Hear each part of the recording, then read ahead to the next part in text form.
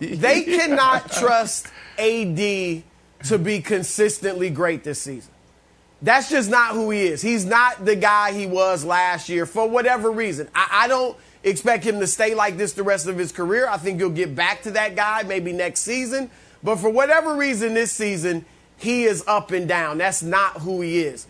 But they can trust that he won't be as bad as he was yesterday. I can't overstate how abysmal Anthony Davis was. It's not just the 13 points on 5 of 16 shooting.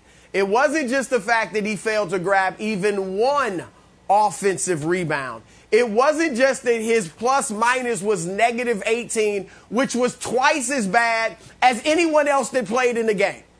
It was the fact that he yet let a young, talented DeAndre Ayton dominate the game. It was Ayton's first playoff game ever. He should have smacked Ayton around and let him know, look, this is another level, son. This is the playoffs. You're not ready for this. And this is going to be 5 or 7 to 7 games of you learning about postseason basketball at my tutelage. That's what he should have done. Instead, he let Ayton gain confidence by going 10 of 11 from the field for 21 points, by grabbing 8 offensive rebounds. That's more than Anthony Davis had total.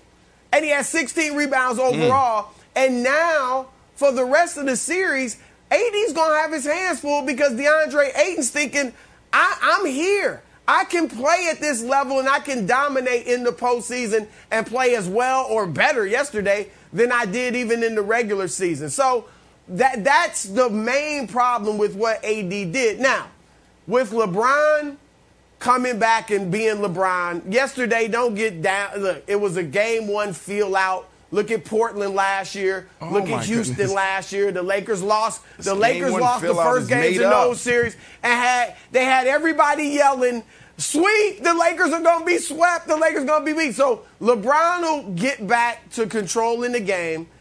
AD will be better. He's going to have a couple of great games. He's going to have couple of solid games, and he might have one more bad game, but not as bad as yesterday. And that'll be enough for the Lakers to win the series. But, no, I don't trust him to be consistently great this year. What is wrong with you and Nick? What is wrong with you and Nick? Did you not watch the game? And it's been happening all year. Talking about, it's the worst ever. No, it's been happening all year. I'll be quick here, Wild and Nick, because I've been saying the same thing all year. I don't want to be redundant. I keep saying it. AD is the problem. AD is not the same person in the bubble. We talked about this when he was still on the bench. Everybody's talking about the Lakers are going to be better when AD comes back. Well, he comes back and he's still the same guy. It's more of the same. So please, no, they shouldn't trust AD. AD is struggling. You never see great players have terrible years. You just don't see it. So it makes me believe something else is going on. If you watch the game and you watch his effort on the defensive side, like no help D, he doesn't seem there. You watch his emotions after he throws down a monster slam. He's no facial expressions, nothing there. It's like, what's going on with AD? So Nick, you guys should be concerned. And the real question is, do you still have the Lakers winning? Of course. Yeah, listen, I thought they would lose game 1. I didn't think they would look as bad as they did.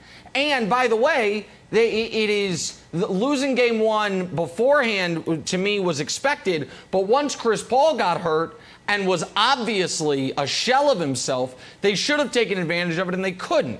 Anthony Davis was terrible. Where I will give Anthony Davis the benefit of the doubt is he has played 35 career playoff games. This was his worst one. I do not think he's going to be this bad again. He has never played this poorly in the playoffs prior to yesterday afternoon. And it was everything Broussard said. And you said, Brandon, it was effort, it was activity, it was energy, it was all of the above. But Brandon, you said the LeBron game 1 feel out is made up. No, it's not. In his playoff career, he wins 58% of... Okay, well, Brandon, explain these numbers if you're so perplexed by it. He wins 58% of game 1 games. That is the lowest of any game in the series. He wins 74% of game 2 games. He has if you look at the rare times he has had bad playoff games, the last time he was this bad or ineffective was game 1 of the 2018 Eastern Conference Finals against Boston. He also played yesterday fewer minutes than he's played in a loss in the playoffs in 7 years, if you exclude a couple 30-point blowouts where he didn't play the fourth quarter. It was pretty clear he was seeing what the defense was trying to do and will adjust for game 2. Yeah, the reason why I'm perplexed is because I've been hearing it for years and I just don't understand. You don't know who the Suns are? What are you filling out? What are you filling out? You played them a couple times this year. 3 times this year? So I just don't understand it why any player or any team will go into, a playoff game, the first playoff game, and say, well, let me figure out what they're going to do on offense. Let me figure out what they're going to do on defense. It all matters. It's all important. So I just don't understand this whole narrative of this fill-out game. I don't understand it.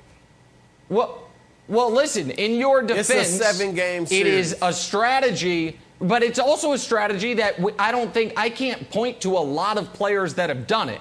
One of the benefits, Wilds, of being the greatest player ever is you can not punt a game 1, but you can use game 1 as an evaluation period to then tweak and adjust and figure out what you need the rest of the way. Because as bad as the Lakers were yesterday, they won the LeBron minutes. They were +2 in the 36 he played and -11 in the 12 he sat. And he will be more active and he will be more aggressive.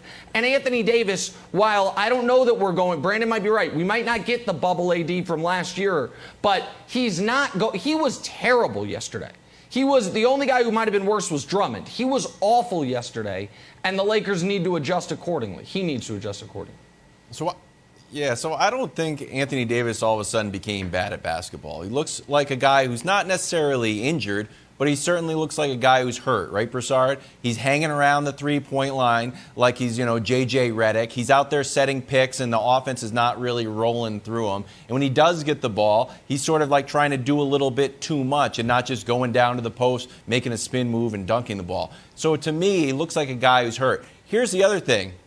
I'm putting LeBron officially on the Blake Griffin. When's the last time you dunked watch meter? Didn't have a dunk yesterday, didn't have a dunk against the Warriors. So for me, LeBron is also playing a little bit passively. I'm not sure that he's 100%. He said himself he's not 100%. But I think both of these guys' health, they're both a little bit more hurt than we public thinks they are. Thanks for watching. Subscribe here to get the latest from the show. Also, be sure to check out more of the best clips from First Things First, or go watch a few segments from our other shows on FS1.